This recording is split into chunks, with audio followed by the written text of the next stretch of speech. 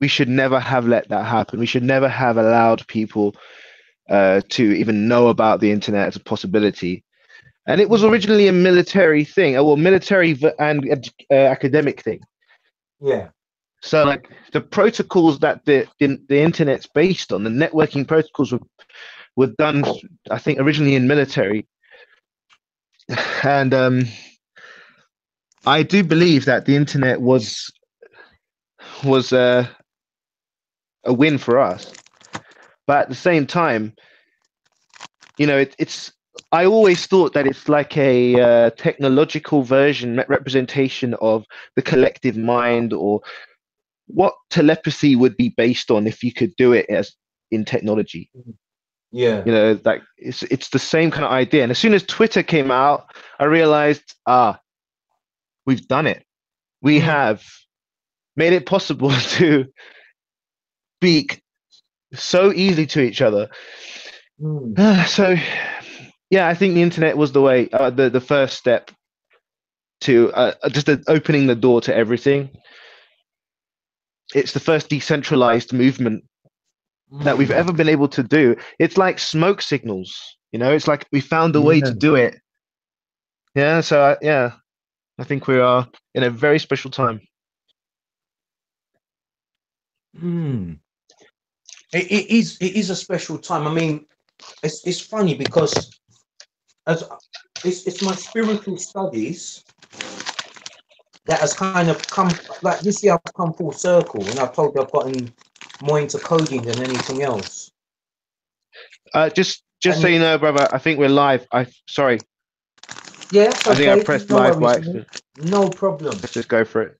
Let's just go for it. Yeah, no worries. Yeah, yeah, and So yeah, I think that the timing of everything right now, 2018, as we're approaching 2020, I'm lucky in that I was alive in the 70s and 80s. yeah. Um, I experienced normal life. What was normal in that time? What am I, about 10 years older than you? I'm Are 35. you and you're 35, bro? I'm 15 years older than you. Nice. When I was Almost, 5, you almost. were 20. Man, that's You could be my uncle yeah. easily. So Yeah. I remember, I remember being able. Imagine this, bro. Imagine you're walking home and you're walking through a park and you feel thirsty. And in the park, there's a water fountain. And you can just walk up and just take a drink from the water fountain. And the drink was good and it was refreshing. That doesn't exist anywhere now. There's nowhere in the whole of England where you can just walk up to a water fountain and just take a free drink. Funny enough, there are tons, but they're in kids' playgrounds. In kiddies' playgrounds. Ah, is it still free to drink from the water fountains in kiddies' playgrounds? Yeah, yeah, it's free. There are very few of them. They're not in every park or anything, but they are around. But I know what you mean. They used to be just standard, like in a lot of the entrances in parks and Yeah, stuff. it's a Yeah. standard thing. Um, and when we watch Star Trek and stuff like that, you'd have face-to-face conversations, and all of the technology in the original Star Trek, except for the transporter beam, we've got it now.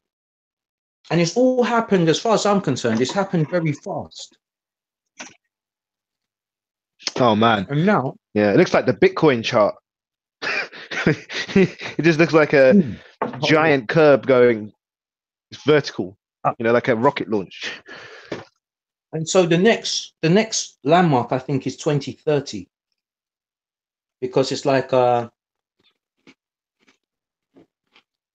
hopefully I'm still alive in 2030, in 2040. But I think driverless cars will be a standard by 2030. That will just be the norm, meaning people won't need driver's licenses to own a car. Yeah. I think technology is going to force change more than anything else, because supermarkets don't need cashiers anymore. Yeah. A lot of regular jobs are going to be replaced by technology. So what do these people do? Where do these people go if they can't make an income? And the world is moving out. There's a prediction I saw in the Evening Standard or the Independent that some government official or some health warning was that there's going to be 750,000 people who die from the flu this year. And already one person has died from the flu. Already, a young girl. Heard about 3 in California as well, December. Right. So if they're saying 7, why would, you know, when medicine, when we're supposed to be so far ahead, so far advanced, and people are dying from the flu? From the flu?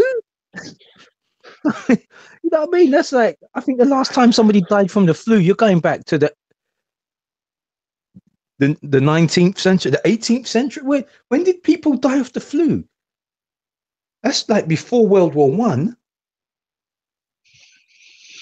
before the Titanic sank. I mean, that's like, and we come all this way into the 20th century, and we've got this problem. Oh yes, 750,000 people are going to die of the flu this year, and they know that ahead of time. Yeah. It's like they're telling us, they're preparing us. Yeah, we're going to kill a lot of you.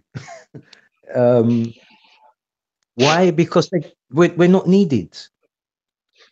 But the amount of slaves they have, it's okay. We have enough slaves now. You know, now we have too many slaves. What do you do? Okay, we don't need that many people. We've got computers to run things now. We just don't need as many humans. Okay, let's bring in austerity. Let's starve them out. Let's, you know, thirst them out, hunger them, starve them out. Let's finish them off.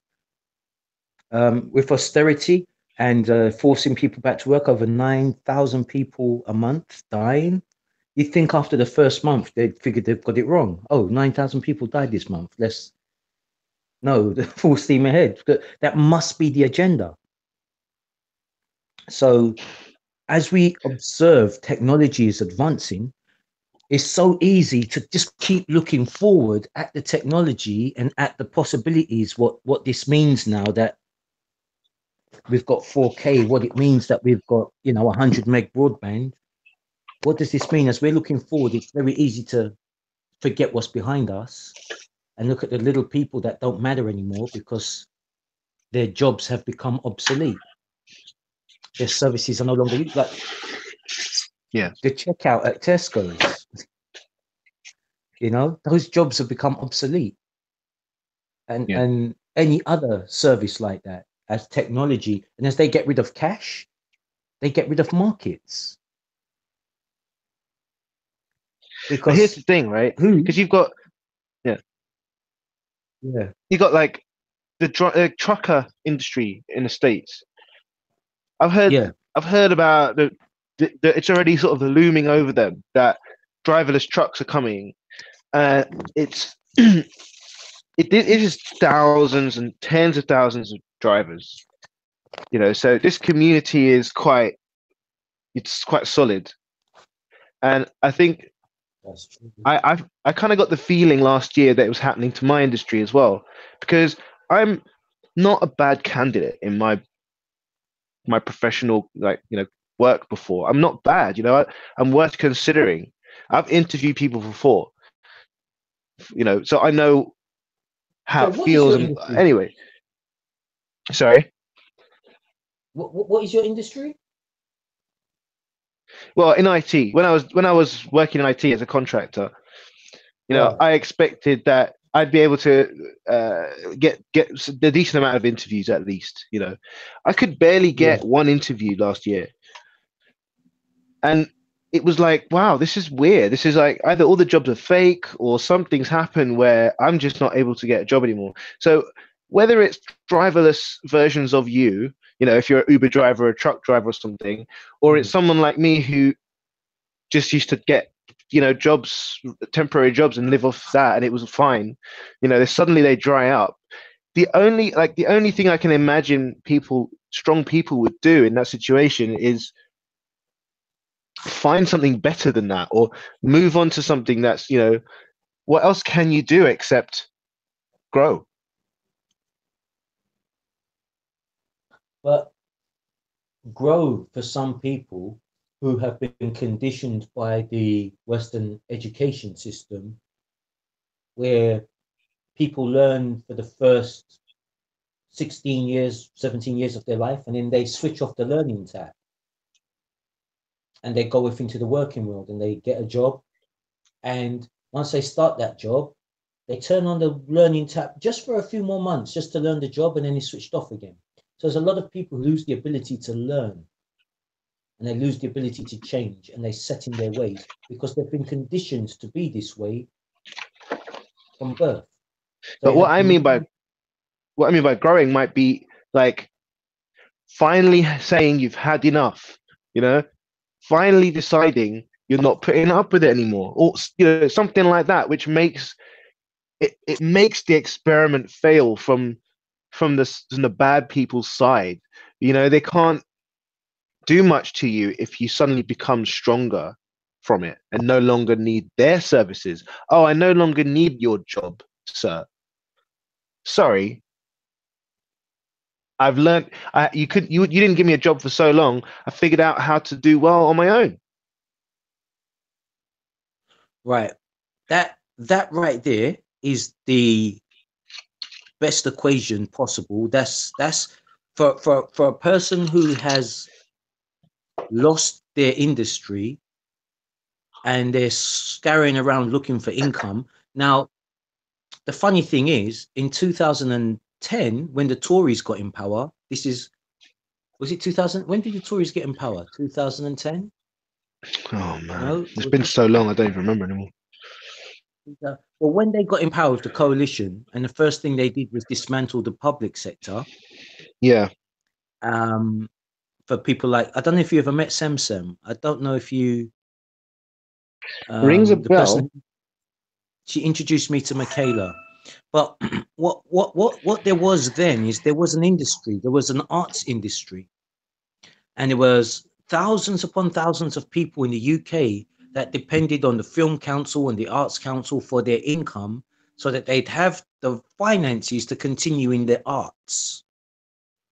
I The remember. Tories get into power. You know, I was reading up on the Film Council, and the Film Council the year before, whether it's 2009 or 2008, had generated 4.5 billion pounds into the UK economy. Mm. Yeah. So however much was invested in them, say 20 or 30 million was invested into the Film Council, what they generated was 4.5 billion with a B. And the Tories come in and say, it's not financially viable to keep this going. And they shut it down. And I was like, what?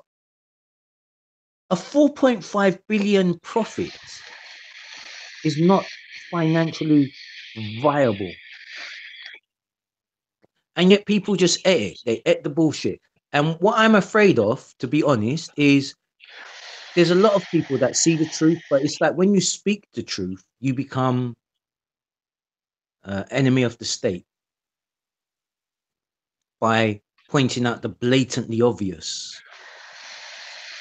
And I don't know if you remember far back, I think in 1997, 98, 99, around about there was the petrol crisis where the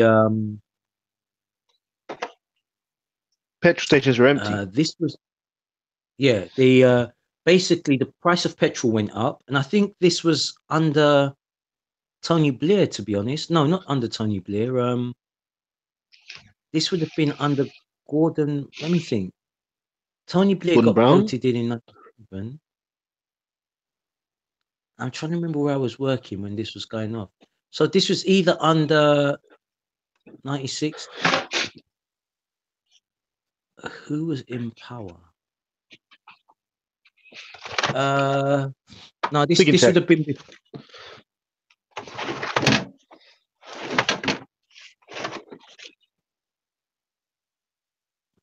Basically, they put the prices of petrol up, and some common folk, some lorry drivers went and they blockaded the petrol plants so that the petrol plants couldn't provide petrol to the petrol stations. Yeah, so I remember. Petrol up and down the country.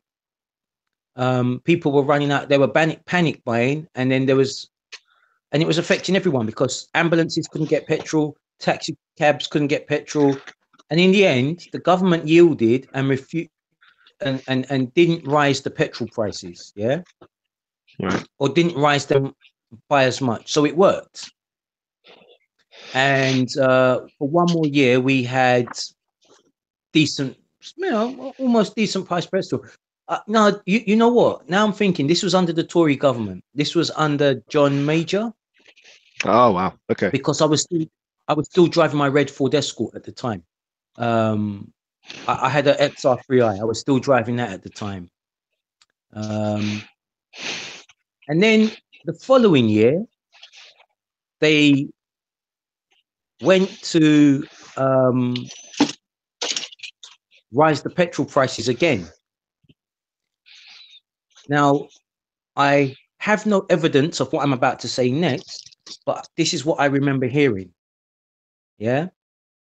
I heard that they were going to start the petrol blockades again. Right. And this was before the internet. The internet was around, but it wasn't a thing. You still had to use dial-up and a modem. And in those days, I had to choose whether I was going to use the phone or use the internet. That's how far back we're going. Yeah. But I got wind. Right. I got wind when I heard that there was going to be another petrol blockade. Everybody braced it, but it was kind of like the guys that did it last time were kind of like heroes because they stopped the price of petrol going up. And we were waiting for the blockade to happen, and it never happened. And it was over the news or LBC where somebody made a comment about MI5, that they knew who the instigators of this were. And it was very easy for the government because all MI5 had to do was pay their families a visit. And that was enough. And that's all I heard about it. Nothing more was said. The blockade never happened and the prices went up. Bam, just like that. So that was in the mid-90s, before Princess Diana died. That's just to give you a point of reference in time. And that's how the government... That would be considered a genuine conspiracy. Because there's actual conspiring between two entities or more, right? So this is an interesting point about conspiracy theories. It's not fair to call people conspiracy theorists if they found enough evidence that supports a real conspiracy, you know? So I don't know how it's going to break, but eventually I'm predicting that something will come up, some terminology will come up that will allow valid conspiracies to be talked about. Whereas even if you have a valid one, sorry, conspiracy theorist. Yeah. But here's the counteraction. I've been doing a lot of meditating and thinking on why does the flat earth movement exist? Yeah, I love it. And here is my belief in why they exist. I believe the flat earth movement is the brainchild of the CIA. Nice. They've I funded like it. that. They're funding it. They've given it wings. They've given it whatever it needs to go, because it's moving and it's spreading. Now, how does it come into play? So say me and you, we find something that's really tangible and it's really like, wow, and it's controversial. And we start to make a point. Once we get bracketed in with the flat earthers, oh, you know, they're just another group of flat earthers, it immediately loses credibility. And the reason flat earth exists, that whole movement, is to kind of make a point that, hey, you can prove anything if you really want to. We can prove the world is flat. Now, anyone with common sense knows the world is round. We've proved it. It's like, but yet these guys have gone out of their way to prove it's flat and to create such a tangible argument that some people are even thinking, huh? They've got you. Like, oh, they've got you. You could be, you could be right.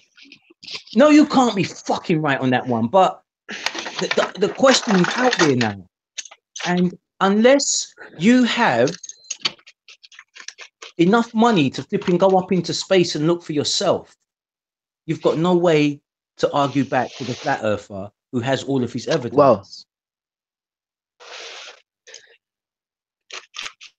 yes, and I would say that although I agree with you, I would word it differently. I would say the flat Earth movement exists because we don't have enough evidence, you could say, to disprove it, to shut them up, right? Because we do have basically every image of the Earth as a full planet is put together in Photoshop or whatever, because we just don't have a camera big enough, right? So it opens the door to manipulation, and we already have a lot of people that have whistleblowers from NASA who have said we actually saw pictures that have been edited now that they're in the public. They're not the same pictures that we saw, now gone, right? So you've got this build-up of very easy to believe things, like evidence messed around with, tampered with, that makes it get to that point where you actually, like, I don't believe the flat earth theory at all. And I even gave it time of day just because I was wondering, how could this thing exist even? I couldn't understand how it existed. There's one question they haven't answered. The horizon. If the world is flat, why do we have an horizon? They say it's because it's endless, so your eyes can't see as far as the end of the Earth goes. You could get, like, what they've shown is if you had a boat going towards the horizon, and you're on land watching it go far from you, when you think that it's gone over the horizon and it's the curvature of the Earth is in play because it's that far away, they say that they've used telescopes more powerful that can still see the boat after it seems to have disappeared. But even that has been fairly well debunked, because the illusion takes place before it goes over the horizon. It looks like it's already gone and you can't see it anymore. So if you had a telescope, yeah, you can still see it a bit. But no, as far as I can tell, it's not possible to actually prove that. It's just that they don't have equipment expensive enough. Just like they take hot air balloons up with a GoPro on it, and they just let it go as high as it will go, and they still can't see the curvature of the Earth. It still sees the horizon. There's still an event horizon. It still sees a flat disk underneath them. It sees like a flat disk underneath them, because they're just not high up enough to be able to see it. But according to their maths, they should be able to see it at that point. But then how comes in all of these years of sailors and planes, nobody's ever documented the edge of the Earth? Exactly. So there's no, but yet the flat Earth movement exists, and it's there. And I think it's to to create the reason the flat. It's like if I'm doing a job, I'm building a website, yeah. And I've got one folder, and in that folder, I've got my documents that are going to go into the website. And then it's like, but I need somewhere to put all of my images. So I create a folder and I label that folder images. And then all of the images are going to go. I believe that the reason Flat Earth exists is because they've created a folder to put certain kinds of people and certain kinds of unwanted information and unwanted groups, and it's going to go in the Flat Earth folder. And it's just there, created by the CIA to debunk. And I think it's for people like Anonymous, WikiLeaks. They want to bang all of that stuff in the Flat Earth folder. In the crazies. Yeah, absolutely. Yeah. The thing is that they'll do that even if they didn't create the movement. They'll just wait for something crazy enough to show up and go, look, all these guys are, basically together. Yeah. But yeah, the same thing happened with New Age and crystal healing and tinfoil hats. That's like the origins of it,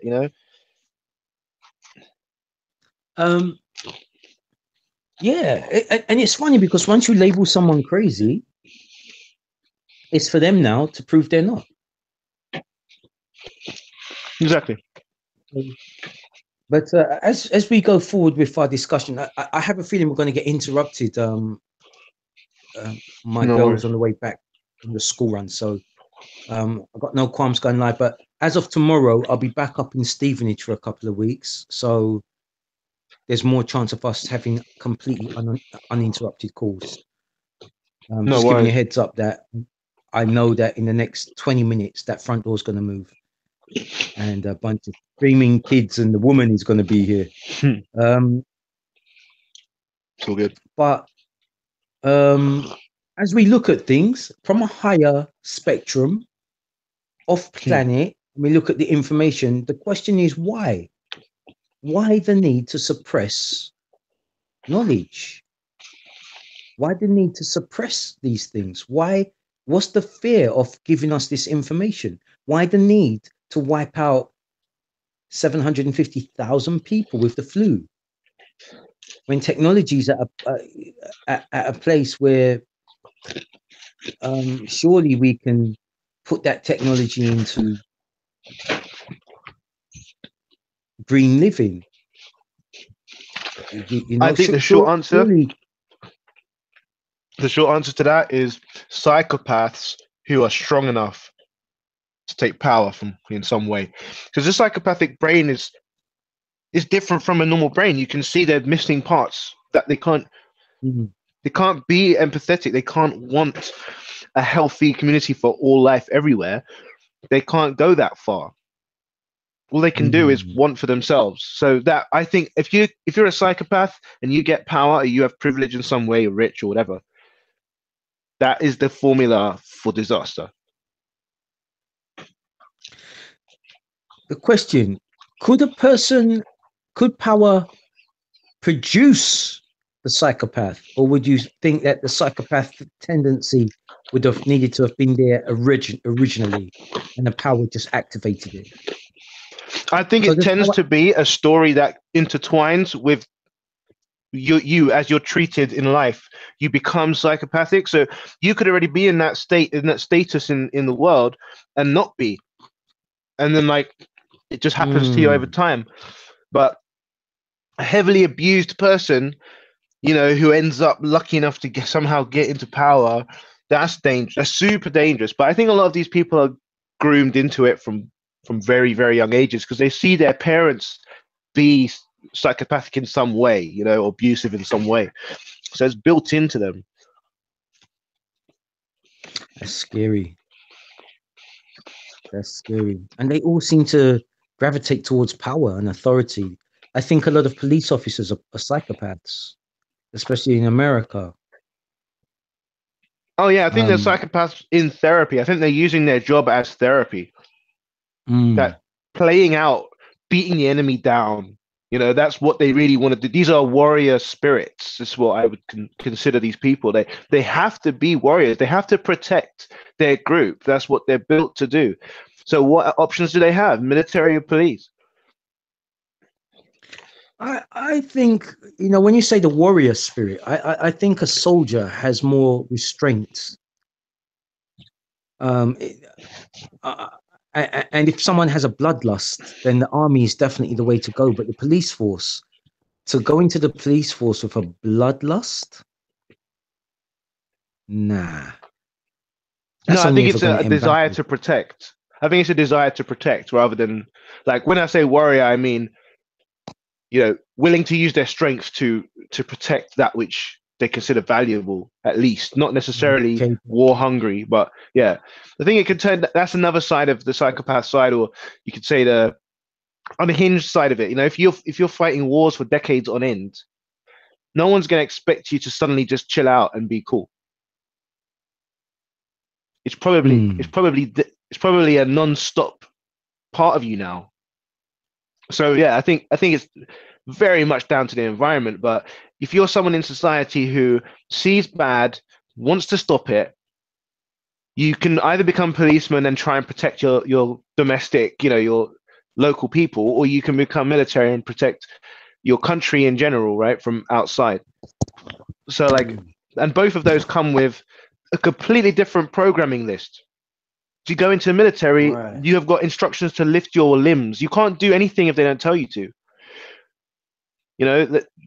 It's like being a robot. Whereas in the police, you're sort of expected to conduct yourself correctly. And that is where I think we see the big problems, which is why, I totally agree with the idea of having surveillance bolted onto their uniforms. Yeah, because it's been proven that they can't be trusted, basically. Yeah, beyond a shadow of a doubt, they cannot be trusted. I mean, did you see the video of the handicapped man in his wheelchair being shot to death by? I think it was about. There was 10 bullets that rang out. I don't know how many cops shot him, but he got shot 10 times. I'm glad to say I haven't seen it. You haven't seen it? Okay, good. I mean, good in that I can just tell you, the images. There's a handicapped man in a wheelchair. He has no use of his legs. When the video starts rolling, apparently he's already been shot once. Yeah. And the police are saying, put your hands up. But you can see he's in distress. He's been shot and he's trying to position himself. And then they're saying, put your hands up, put your hands up, put your hands up. Bam, bam, bam, bam, bam, 10 shots. Then you just see him roll out of his chair. He's dead. It was like an execution. Yeah. He had no weapon on him. No weapon. Yeah. Obviously, he's a black guy. That's how they assassinate and wipe out. But I mean, it doesn't matter his skin color. It's the fact that he was paralyzed from the waist down. He was a invalid, a handicap, however you want to put it. And these guys have got lethal weapons. 10 bullets. And I sit back and I'm thinking, hold on, what would I have done? And these guys were just shouting at him, but I can't use warrior spirit or any kind of terminology to describe the biggest bunch of fucking cowards on the planet. They are petrified of their own shadow. They fear for their lives so much. Whereas a warrior, like the soldiers, I wouldn't put them in it, they have more of a selfless spirit. They are there to put their life on the line to defend the borders. They are there selflessly. Whereas the police are there selfishly. And I think when you have an epidemic of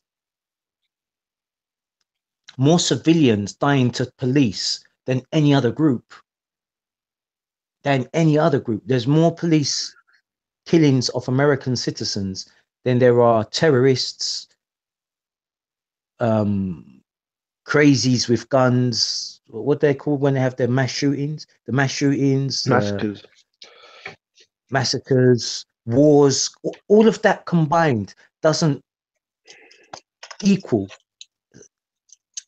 and so doesn't equal the American police statistics of how many civilians there should. And when we're not talking about color, we're talking about American citizens, unarmed citizens that don't have weapons on them and get murdered by the police. So you got to sit back and think, okay, they're either cowards, afraid of their shadows, or they're masochistic. But they're not servants, and I think some of them are psychopaths. Some of them might not have started out that way, but I think there is definitely some sort of cancerous sort of like a fraternity, you know, like it's like you enter a blue brotherhood once you wear uniform, and I think being amongst the people that you're trying to protect is one of the biggest differences between like the military when they're out of the country. They're not right next to the people, so they don't get a chance to be annoyed by the people around them or to have any human interaction with them. They're out on the field executing a task. You know, it's fully commanded, programmed from left foot to right foot, you know. So I personally, if I was a warrior type person or trying to be that, in the military I'd find it much easier because you get humbled very easily. I remember when I was a kid, I was in the Royal Air Force Cadets, so you get treated like a soldier, but you're a kid, you're a teenager, and they leave you out to be at attention for sometimes 45 minutes in the cold. And that kind of world, like I felt it a little bit back then, thinking, wow, so I literally have to abandon all self-interest just to be able to do the job. I can't breathe without being told. So you either have to suck it up and just become that, you know, or you can't do it and you just pretend for a while until you find the way out, I guess. But with the police, I think it's different. I think with the police, it's like, you know, now that you're in, all eyes are on you. We're all supporting each other. You cannot rat on a police officer. Therefore, this is the new world you're in. Unfortunately, black people are targeted a lot. You know, we're going out, you know, blah, blah, blah, blah, blah. And you just have to accept this blue cancer, is the only way I can describe it. So no matter how pure your heart was going into it, trying to defend your families, you know, the people around you, you can't ignore, you can't get out of the fact that now you are stuck. You're stuck in this operation. These people, this culture is set. So something has to break. Something somehow has to break. And I think it's going to take like big changes from the top, because a lot of these police departments, where the funding comes from is where I think the big changes need to happen. Until we do that, the only other option is police literally put down their guns and don't show up to work. Well, you know that's never going to happen. I think it would take something as bad as a civil war between the American armed forces and the American police. I think the American military versus the American police is what would is what would make the difference. I've already seen how the police view the military. They killed one black officer in their custody. They beat him to death, basically. Put on riot gear and went in and steamed into him. And he couldn't breathe. However bad they beat him. And I'm thinking, hold on, this guy served in the Marines. Why did they feel the need to do this to him? I do see the American police force as a fundamentally racist. You know, how can you do target practice and then you have pictures of only black men up on the target practice, up on the boards? You're instilling it in their mind. You shoot black men. MK Ultra, I believe, I do believe that there is a power that is afraid of black skin. And if you look at a careful observation of the US media from the 1920s up until today, and how black people have been portrayed, it's a subliminal conditioning of viewing black people a certain way, that even black people will view black people a certain way because they're growing up in that same conditioning. And there's only a few black people that I've come across who have had mummy and daddy at home and have had the right information put in their minds. And what you'll notice about these black people is they're not the kind of people to boycott H&M because of something they put on a t-shirt.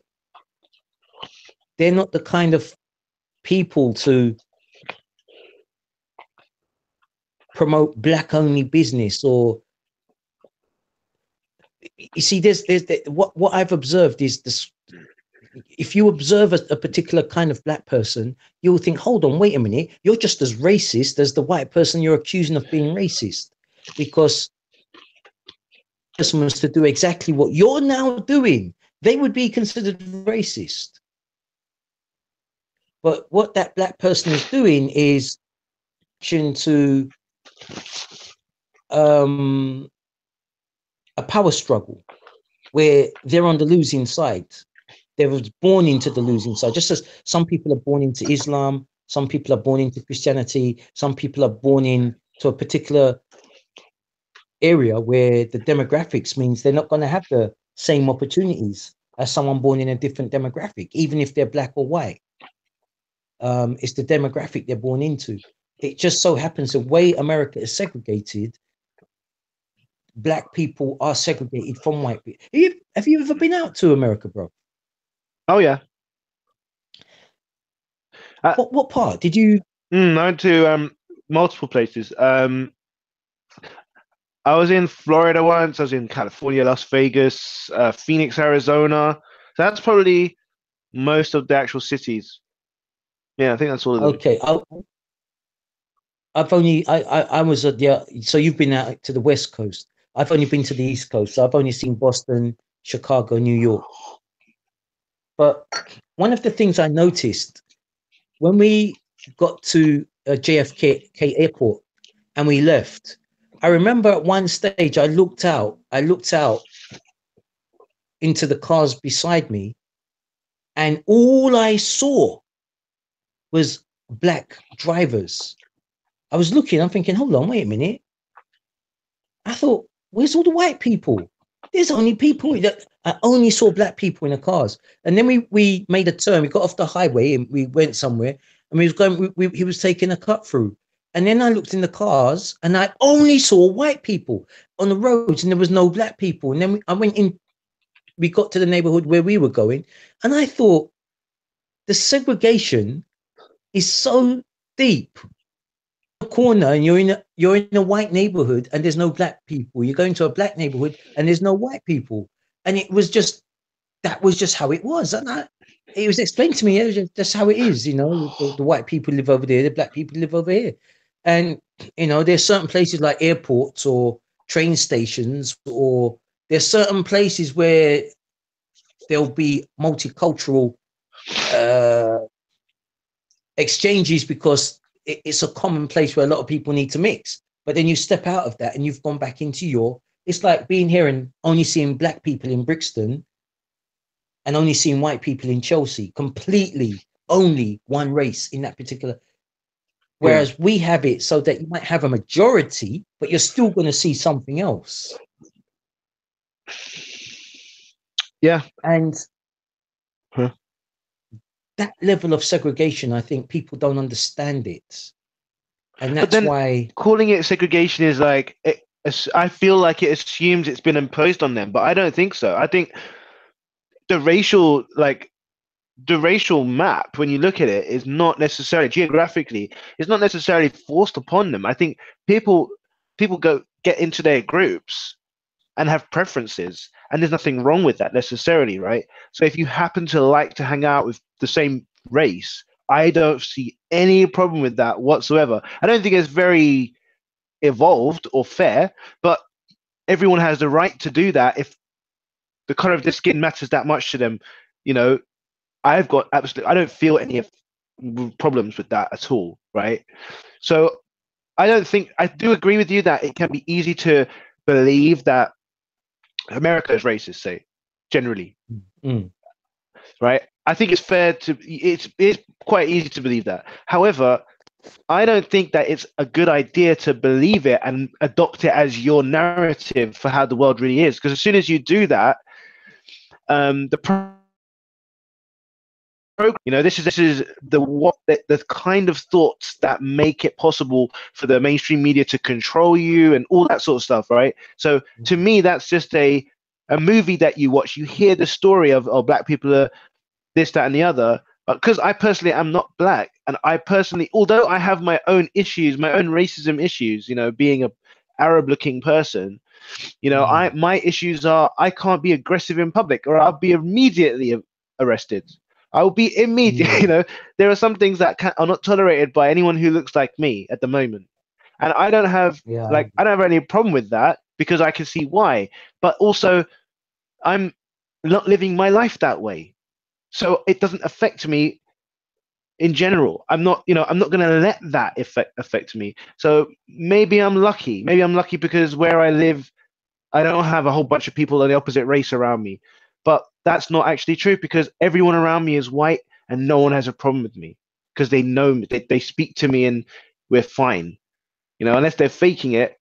But as far as I can tell, people take what I say at face value. They can see I'm a decent guy and I'm actually British, so I think that you can break down the racism sort of dome around you by just living differently, and then suddenly, not everything has to be a race-based thought. I think that's where you get caught. When if you're living like that, then they've got you. See, my point, racism's never ever affected me. I've never felt a disadvantage of my skin color. In fact, the opposite. I felt the advantage of my skin color. First time about 14 years old when all the girls wanted a brown boy. Babies. Because you were exotic. Yeah. I got that exotic look. So I've never wanted to be any other color. I'm quite happy with my tone, my complexion. I've got links going back to Brazil. I've got Scottish blood in me. I've got Caribbean blood. So I'm kind of happy, all mixed up. But I remember having an argument where I was sick and tired of black people complaining about being black, or the black. I just remember being sick and tired of it. This would have been after coming back from Canada. This would have been about early thousands, late 90s. Yeah. And just like, oh man, shut up. Slavery ended how long ago? And that was exactly. That was my narrative, slavery ended. You know what I mean? I don't know anybody that was a slave or is a slave, or, why are we banging on about it? Yeah. How can you be angry about what happened 300 years ago? And that was my narrative. Fast forward, and then seeing a lot of what I saw on the internet about what's going on in America, and thinking, wow, and then actually realizing that things were worse for Americans after slavery. Lynching didn't start till slavery was abolished. During slavery, because they were property. Nobody would lynch their own property, but once they were no longer property, all of the mass killings of black people, that all started when slavery was abolished. And it's that 50-year period after slavery is abolished, or the first 100 years after slavery was abolished, which is the real massacring of black men. the extermination program where they were trying to exterminate as many blacks as possible. That's all after slavery, and that's all hush hush. That's all the stuff you don't talk about. But the evidence is there where you can see one black man being lynched, and he's surrounded by a huge crowd of white people, including women and children. And after they lynch him and he's dead, they cut him up and auction his body parts off as souvenirs. And you sit back and think, what society, where, when? And you're talking, oh, this is like the 1940s. This is like just before the Second World War. Nah, can't be. And it's like, what? Yeah, look what I got from holiday. I got a rabbit's foot. Oh, nice. Now, but come and see this. Come and see this. A black man's foot. What? Yeah. Yeah, bro. You know what I mean? And you think, well, what society? What society is going to auction off a dead man's body parts? And that's how, and we're talking less than 100 years ago. We're talking 80 years ago. The children that would have been watching that are in their, are probably in their mid to late 70s, my mum's age. People born in the 30s that are still alive now. That is a symbol of vanquishing your enemy. You know, when you display a body part of it, that's like clear, holding your enemy's head in your hand, waving it to your army, saying it's over. Yeah. That's the only thing I can think of that's similar, you know? Yeah.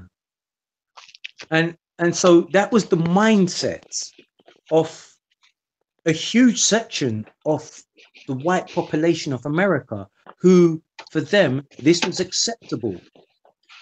This was normal, acceptable people. And if you Google search it and you look at who's standing in the crowds, these aren't rednecks. These aren't redneck hillbillies. These are sophisticated people that you look at that you would expect in the streets of New York, on the streets of Wall Street. These are your good, they look like Christian going civilized people.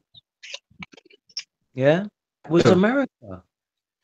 That was the deep felt heart. Now, somewhere along the lines, political correctness came in. This is unacceptable behavior, guys. Come on.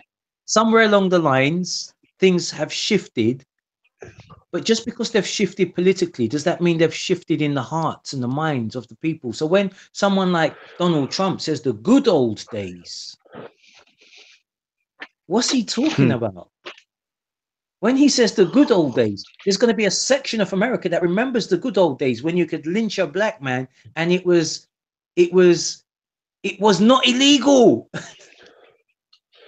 It was not illegal to then cut him up and share his body parts and whatever. That was the good old days. That's like the same thing what as other good old days? yeah. That's like having back in the day before there were laws about your offspring. It was literally kids were considered your property, and no one was allowed to do anything about it. You could do anything to them. Yeah, it was totally under your jurisdiction to kill them or do whatever. So anyone who anyone or group, doesn't matter what it is, but if you say back in the good old days and you think of something that is reprehensible now, sorry, mate. That's not one of the things you should want. But at the same time, if these people exist, they exist. I don't think they're going to grow in number though because of someone like Trump. I think like there is definitely a fabricated, manufactured, just like the flat Earth people, the alt-right. Like for example, the alt-right and the Black Lives Matter type. Antifa groups, these are all manufactured from what I can tell. At this point, they're totally under control of big players. So this is not fair. This is not fair. These are not real people that and I used to really believe this, and I know you know this because we debated many times last year about the issues surrounding Black Lives Matter and stuff like that. So you knew that I was defending the other side of the argument. I was quite happy doing that. I was quite happy doing that. But now, funny enough, come 2018, I've heard enough from close friends to realize, Mm. oh shit, they really are racist people. I mean, at least to the point where they pin it on the race of that pin the problem they have with people on the race. It's not like, oh, the people who specifically act this way, I don't like those people. No, they actually say it. They actually say, no, black people, I just don't like them. Mm. And I genuinely cannot believe it's still there, but it really is. It's not just coming from CNN anymore. I'm hearing it from my friends. This is their real lives. So, Mm. I'm not gonna ignore that. I'm not gonna ignore that. But I don't know what else to do except beat them by living an ecstatic life. I don't know how else to do it. The closest I've ever come to feeling racist, and I was ashamed of myself. Yeah, I grew up in Hackney and was born and raised. Got shipped off to Canada when I was 16. Lived out there for 10 years. I came back at 26. So it's a 10-year absence. Yeah. Now, before I went, when I saw a black person, there's only two accents I would hear, either East London Cockney or Jamaican. Yeah. Yeah. That's the only two accents I was used to seeing or hearing coming from a black person. All right. Fast forward 10 years, it's 1996. I come back and I'm sitting on a bus. I can't remember where I was going, but I was going through Seven Sisters. And I'm noticing there's a lot of black people, but I'm hearing some deep African accents. And they're in the neighborhoods where used to be a lot of Caribbean people, but now it's all African. And I remember thinking to myself, fuck me, where'd all these Africans come from? Yeah? I was like, why? Why have they come and ruined my area? Damn immigrants. Yeah, that's what was going through my mind, because it's like, I remember when it was like 10 years ago before I left. I've come back and then it just dawned on me, fuck me, I'm racist. I was like, that's how a racist thinks. Now, I'm not embracing these different people. I'm like, I was thinking, if that's how it is for me, how does a white person feel? Because I don't even identify England as my country. I see myself as an outsider that was just kind of, boy, I mean, now I embrace it because I'm not there's nowhere else I'm going. I can't look at anywhere else and say that's home. Yeah. It's just that England isn't what I remember. I miss England of the 70s and the 80s when I felt England was England. And in order to get that taste, I have to go all the way up to Nottingham. And in Nottingham, England still feels like England. It feels like the England I grew up in. Yeah. London, Enfield isn't too bad. I like Enfield, but West London is like London Stan. Yeah. That's it's like, wow. You go to different pockets and I just don't recognize anything. I just don't recognize it. And so I can understand there's some racism that is just out of ignorance and fear. And that kind of racist, the racist who is racist out of ignorance and fear, he can be cured, because all he has to do is meet someone of the race that he's afraid of, get to know them, and his fears are relieved. I mean, just like me, and the racism's cured, just like that. So a racist who's racist out of ignorance and fear, I got no problem with him, because I was the same. Yeah, I got back to my country. I didn't recognize what was going on. Who the fuck are these people? What language are they speaking? This is England, mate. Fuck, you know what I mean? That's what I came. That's what I was feeling. So I can identify to the racist who has those tendencies out of fear of the unknown and ignorance of the unknown. Kind of racist. And this is where people like Costas comes in. When it's not out of ignorance and fear, it's out of ego and supremacy. That racist is fucking dangerous, mate. What race is Costas? He's Greek, Is he Greek Cypriot supremacist? Greek. Hmm. Yeah.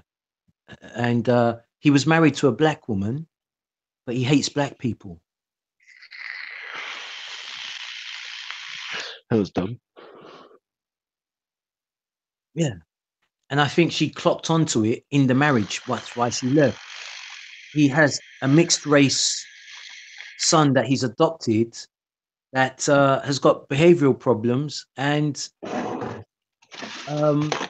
Costas looks down on brown people. His stance is extremely Republican, Oh. and his view on Africa is it's a backward nation, and they were really backwards until they were colonized. And what's the word when you're Assimilated. made a when England assimilated? Yeah. And me and Del were listening to him thinking, wow, what the what? How can you have been married to a black woman and think that way? But for him, it's superiority. It's like I know black guys married to I know white guys married to black girls, yeah, but it's out of love. It's out of love for the person inside the body.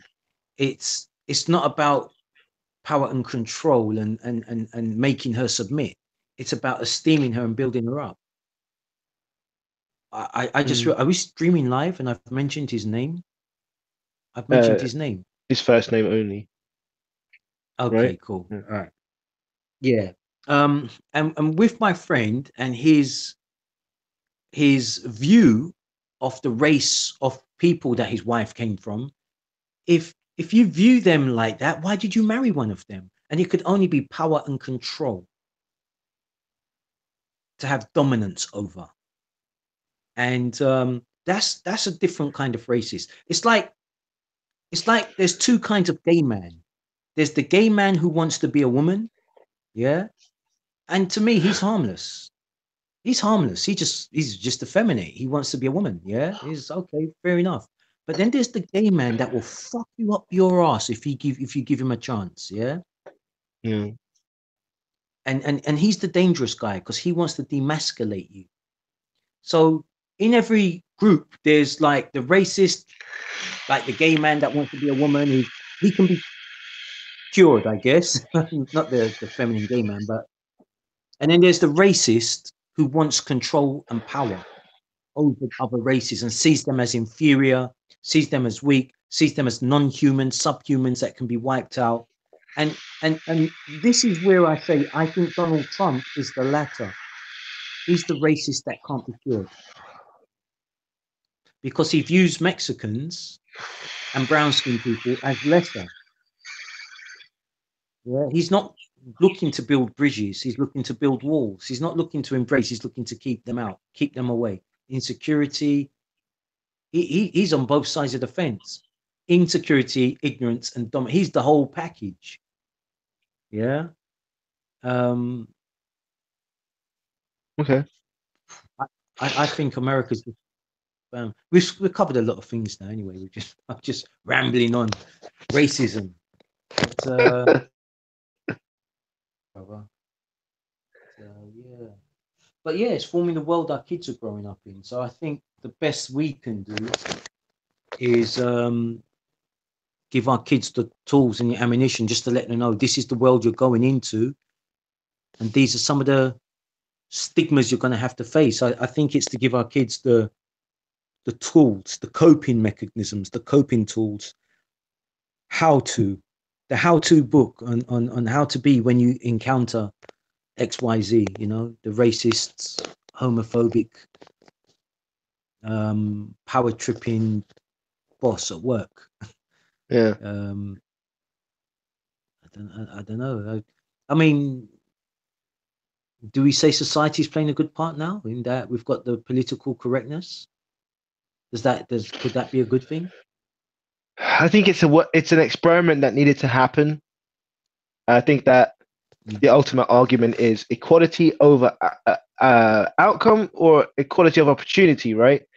Because if you Yeah. try and like say a finance department in a company, 50% of them must be female, 50% of them must be male, then you're effectively removing the more important aspect, which is can they do the job? And I think that's the most important part of it, isn't it? exactly right. Yeah. So political correctness has shown that you become so distracted by this influence of the social influence, right? That you feel like you can't say certain words or whatever it is. But ultimately, Mm. it's more a case of respecting one another in general. I don't think Yeah. political correctness is needed if there's more transparency between like because when you hear the arguments, when you hear the debates, sorry, the debates turn into what can you say, clawing at each other very easily because there's already a tribalism involved with people who are politically correct, people who aren't. And I Yeah. think it's got to that point where I think it's broken. I think it's broken through some sort of threshold now, and people understand that Yeah. political correctness is not the primary motive or energy that should ever be there. You know, it's like living your life trying to make Yeah. money. It's not. It should never be. Yeah. You know, you should enjoy what Yeah. you do much more than you know just doing a job to make some money to pay bills. I think that's a good comparison in political correctness. It can't be that Yeah. important in your life. It just has to be a part of your respect for other people. And if that's there, then I Yeah. don't think political correctness is needed. Okay. Yeah, I'm with you. Family just got in, brother. Good timing. So yeah, yeah. Yeah, no, this is a good conversation. I think it's a good start. Absolutely. I'm happy with this, bro. And I think you're the right person to chat to. I feel like I'm only just warming up. On the whole thing. Do you need anything? Tea or coffee? Yeah, exactly. I think we can grow each time and just keep going. Yeah. On another note, are you going to have about? Would you have a spare 10, 15 minutes just to look at a file for me? Completely Yeah. different to. Let me just turn off the broadcast and A nice one, brother. And the other thing I was going to ask you is if you can teach me. So what you've just done, say you're somewhere and I'm the one that actually has to set up the broadcast.